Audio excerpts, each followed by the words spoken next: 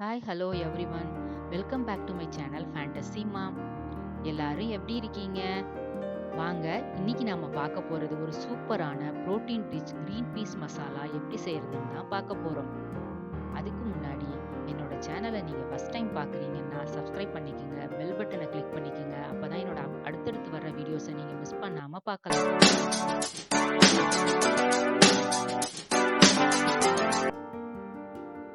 இப்போ இந்த பீஸ் மசாலாவுக்கு தேவையான இன்கிரீடியன்ஸ் ஸ்க்ரீன்ல டிஸ்ப்ளே ஆயிட்டு இருக்கு, நோட் பண்ணிக்கோங்க. ஒரு கப் கிரீன் பீஸ் எடுத்து ஒரு பவுல்ல போட்டுக்கோங்க. அதை நல்லா கழுவிட்டு தண்ணி ஊற்றி ஓவர் நைட் ஊற வச்சுக்கோங்க.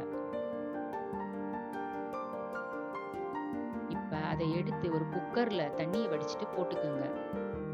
இப்போ அதுக்கு தேவையான அளவு தண்ணி ஊற்றி உப்பு கொஞ்சம் சேர்த்து 3 விசில் வர்ற வரைக்கும் குக்கரை மூடி போட்டு மூடி வச்சு வேக விட்டுக்குங்க. இப்போ ஒரு மிக்ஸி ஜார் எடுத்து 4ல இருந்து 5 ஸ்பூன் தேங்காய் துருவல் சேர்த்துக்குங்க. அதோட 4 பல் பூண்டு சேர்த்துக்குங்க. சின்ன துண்டு இஞ்சி சேர்த்துக்குங்க. ஒரு 1/2 ஸ்பூன் சோம்பு சேர்த்துக்குங்க. 1 கிராம்பு சேர்த்துக்குங்க. சின்ன துண்டு பட்டை சேர்த்துக்குங்க. அதுல கொஞ்சம் தண்ணி ஊற்றி மசாலாவை ரெடி பண்ணிக்கோங்க. ஸ்டவ் ஆன் பண்ணி பேன் ஒன்று வச்சு அதுல 2 ஸ்பூன் எண்ணெய் ஊற்றிக்குங்க.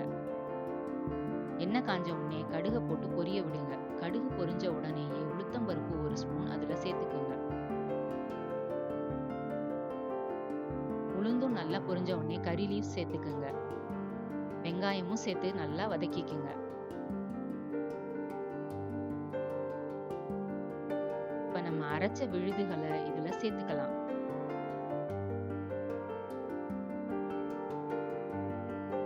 அதை நல்லா வதக்கிட்டு அதுல 1 ஸ்பூன் மிளகாய் தூள் போட்டுக்குங்க. 1/4 ஸ்பூன் மஞ்சள் தூள், தேவைக்கேற்ப உப்பு சேர்த்து நல்லா வதக்கிக்குங்க வாசனை போற வரைக்கும்.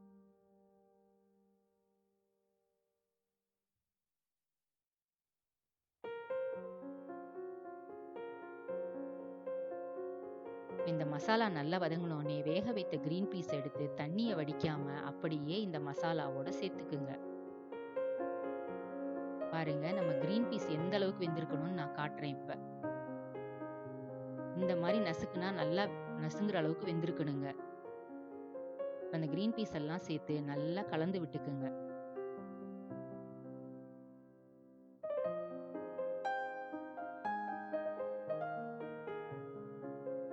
இந்த மசாலா தண்ணியா இருக்கு, இது நல்லா ட்ரை ஆகிற வரைக்கும் ஒரு மூடி போட்டு இந்த மசாலாஸை வேக விட்டுக்கலாங்க.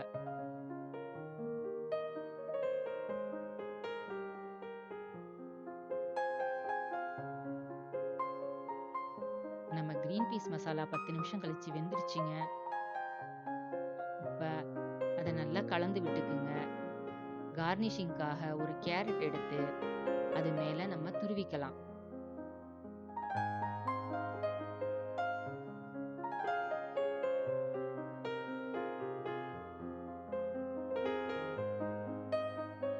கொஞ்சம் கொத்தமல்லி இலைகளையும் அது மேல நம்ம நறுக்கி போட்டுக்கலாம். பாருங்க, நம்மளோட சூப்பரான சுவையான protein rich green peas masala ready ஆயிடுச்சு. இந்த ரெசிபி உங்களுக்கு பிடிச்சிருந்துச்சுன்னா நீங்களும் வீட்ல இதை செஞ்சு பார்த்துட்டு எப்படி இருந்துச்சுன்னு கமெண்ட் பண்ணுங்க. ஓகே ஃப்ரெண்ட்ஸ், அடுத்த வீடியோல நாம சந்திக்கலாம். அதுவரை உங்களிடமிருந்து விடைபெறுவது உங்கள் ஃபேண்டசி மாம்.